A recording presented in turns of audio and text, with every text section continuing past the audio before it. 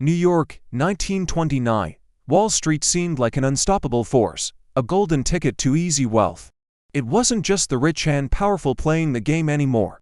Ordinary people, teachers, factory workers, clerks were all rushing to buy stocks.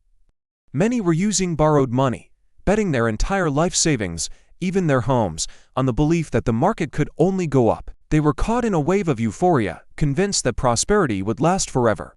But they were about to come face to face with the darkest, most unforgiving side of capitalism.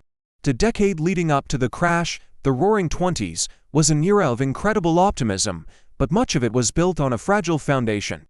It was a time of false prosperity. Credit was dangerously easy to get. Banks were lending money with very little oversight, encouraging people to spend and invest far beyond their means. This flood of easy money poured into the stock market, pushing prices to dizzying, unrealistic heights. Companies were being valued at astronomical figures that had no connection to their actual performance or profits. The entire system was a massive financial bubble, inflated by speculation and greed, just waiting for a single pinprick to explode.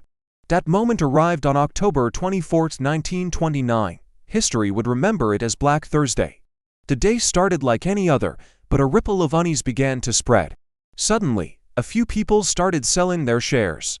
Then a few more. That trickle quickly turned into a flood. Thousands, then millions of shares were dumped onto the market. Panic ignited and swept through the trading floor like wildfire. Stock prices, which had seemed invincible just days before, began to plummet. Tickers couldn't keep up with the sheer volume of sales. Lifelong fortunes evaporated in a matter of hours, but the worst was yet to come. 5 days later, on Black Tuesday, the final blow landed. The market didn't just stumble, it completely and utterly collapsed, wiping out any remaining hope. The party was officially over. The aftermath was catastrophic. The crash sent shockwaves through the entire American economy. Banks, which had invested their customers' money in the stock market, began to fail one by one.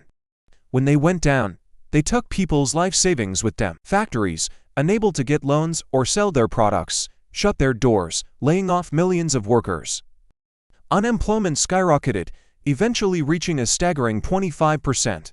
1 in every 4 working Americans was without a job.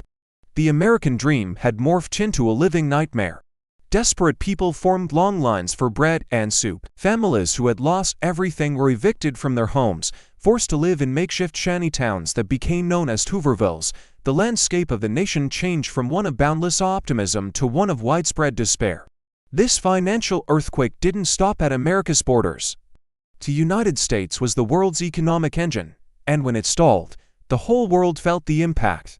American banks called in their loans from other countries, particularly in Europe, which was still recovering from World War I. This triggered a global chain reaction of bank failures and economic depression. International trade ground to a halt. Poverty and unemployment spread across continents. This widespread economic chaos created a fertile ground for anger, desperation, and extremist ideologies. In countries like Germany and Italy, leaders who promised easy solutions and national glory rose to power, preying on the fears of the populace. The economic devastation of the Great Depression is now seen as a direct catalyst, setting the stage for the political tensions that would eventually explode into World War II just a decade later. The Wall Street crash of 1929 was more than just a financial event, it was a brutal lesson for humanity.